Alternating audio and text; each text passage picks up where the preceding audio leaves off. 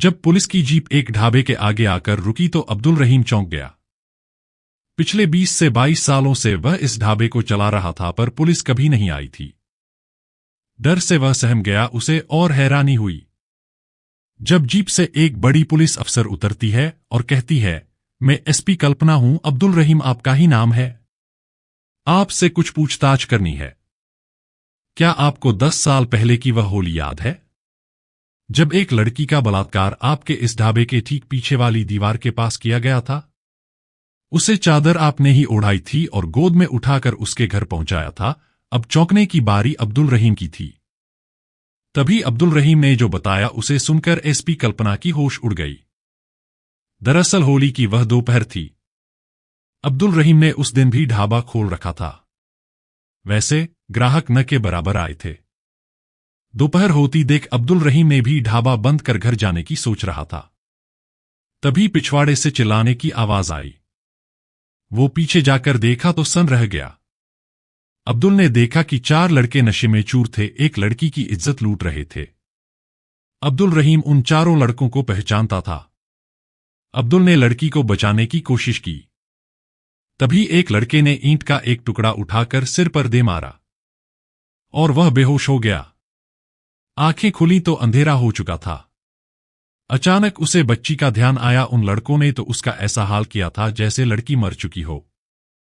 पानी के छींटे मार कर देखा, शायद कहीं वो जिंदा हो। चेहरा साफ होते ही वह पहचान गया कि यह लड़की गली के आखिरी छोर पर रहती थी। उसने लड़की की लाश को कपड़े में लपेटे उसके घर ले आता है।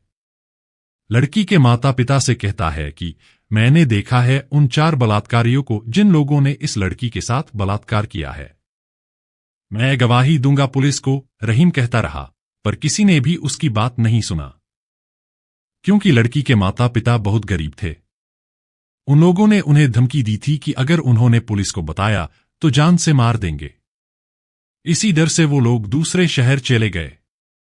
तभी एसपी कल्पना अब्दुल से कहती है कि देखिए, उस केस को दाखिल करने का आर्डर आया है, पर इस बात को तो सालों बीत गए हैं मैडम। रिपोर्ट तक दर्ज नहीं हुई थी, अब्दुल कहता है। कल्पना बोली, मुझे बताया गया है कि आप उस वारदात के चश्मदीद गवाह थे। उस वक्त आप उन बलात्कारियों की पहचान करने के लिए तैयार भी थे। कल्पना की इस बात को सुनकर अब्दुल रहीम उलझन में पड़ गया। अगर आप उन्हें सजा दिलाना नहीं चाहते हैं तो कोई कुछ नहीं कर सकता है।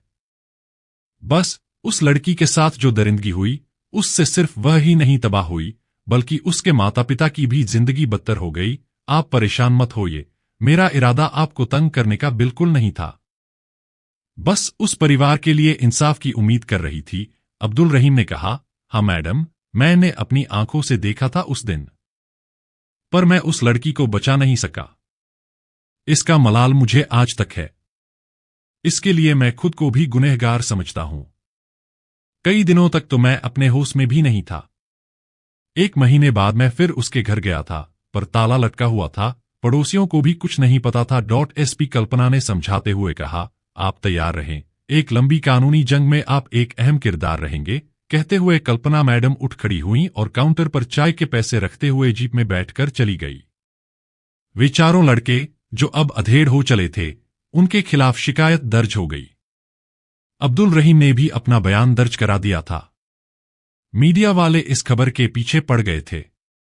जैसे ही ये खबर उन चारों बलात्कारियों को मिली, अब्दुल रहीम को भी कई धमकी भरे फोन आने लगे, इसलिए उन्हें पूरी तरह पुलिस सिक्योरिटी में रखा जा रहा था। एसपी कल्पना खुद इस केस में दिलचस्पी दे रही थीं और हर पेशी के वक्त मौजूद रहती थीं।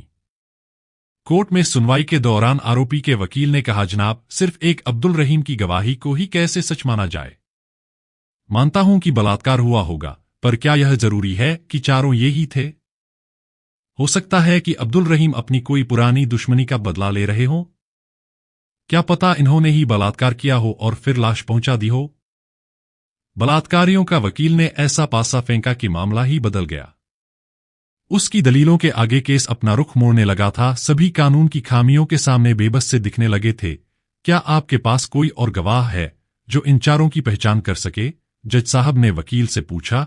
तभी एक आवाज आई, हाँ, मैं हूं, चश्मदीद ही नहीं बल्कि भुक्तभोगी भी हूं। सबकी नजरें उस लड़की की ओर हो गईं। जज साहब के इजाजत है, बोलने के साथ ही लोगों ने जिसे देखा तो सबकी होश उड़ गए। वो लड़की कोई और नहीं बल्कि उस शहर की एसपी कल्पना थी। कल्पना कटघरे में खड़ी थी। पूरे माहौल में सनसनी मच गई। एसपी कल्पना जज से कहती है, हाँ, मैं ही हूं वह लड़की जिसे 10 साल पहले होली की दोपहर में इन चारों ने बड़ी ही बेरहमी से बलात्कार किया था। उस दिन मैं अपनी दोस्तों के साथ होली खेलने निकली थी। तभी रास्ते में मुझे देखकर बदतमीजी की और मेरे बदन को छू रहे थे। फिर मुझे उठाकर मुंह बंद कर दिया और कार में डाल दिया। भीतर पहले से ये तीनों बैठे हुए थे। इन्होंने पास के एक ढाबे के पीछे वाली दीवार की तरफ ले जाकर मेरे कपड़े उतारने को कहा। मेरे लाख मना करने पर भी ये लोग नहीं माने, मेरे कपड़े फाड़ डाले, मेरे हाथ पैर पकड़कर मेरा बलात्कार किया। मुझे सबके चेहरे याद हैं। कल्पना रोती हुई जज से बोली, मुझे इंसाफ चाहिए जज साहब, इंसाफ। कल्पना ने 10 साल पुराने मेडिकल जांच के कागजात कोर्ट को सौंपे, जिसमें बलात्कार की पुष्टि थी। रिपोर्ट में साफ लिखा था कि कल्पना को जान से मारने की कोशिश की गई थी। कल्पना ने आगे कहा, जज साहब, मैं बिल्कुल मरने की हालत में ही थी। होली की उसी रात मेरे पापा मुझे तुरंत अस्पताल लेकर गए थे, जहां मैं जिंदगी और मौत के बीच कई दिनों तक जूझती रही। मुझे दिल का दौरा आते थे। इन पापियों का चेहरा मुझे हर वक्त डराता रहता था। अब केस आईने की तरह साफ था। अब्दुल रहीम की आंखों से आंसू बहे जा रहे थे। एसपी कल्पना उनके पास जाकर उनके पैर छूते हुए कहा, अगर आप न होते तो शायद मैं जिंदा न रहती। तभी मीडिया वाले कल्पना से पूछते हैं कि पुलिस की वर्दी तक के अपने सफर के बारे में कुछ बताएं। तभी कल्पना कहती है, उस वारदात के बाद मेरे माता पिता बेहद दुखी थे और शर्मिंदा भी थे। शहर में वे कहीं मुंह दिखाने लायक नहीं रहे। मेरे पिताजी ने अपना तबादला इलाहाबाद करवा लिया था। सालों तक मैं घर से बाहर जाने से डरती थी। आगे की पढ़ाई मैंने प्राइवेट में की। मैं अपने माता पिता को हर दिन थोड़ा थोड़ा मरते देख रही थी। उस दिन मैंने सोचा था कि बहुत हुआ, अब और नहीं। मैं भारतीय प्रशासनिक सेवा में जाने की तैयारी करने लगी। मैं कड़ी मेहनत और लगन से पुलिस की प्रशिक्षण पास की और एसपी बनी। क्योंकि ये लड़ाई मेरी थी।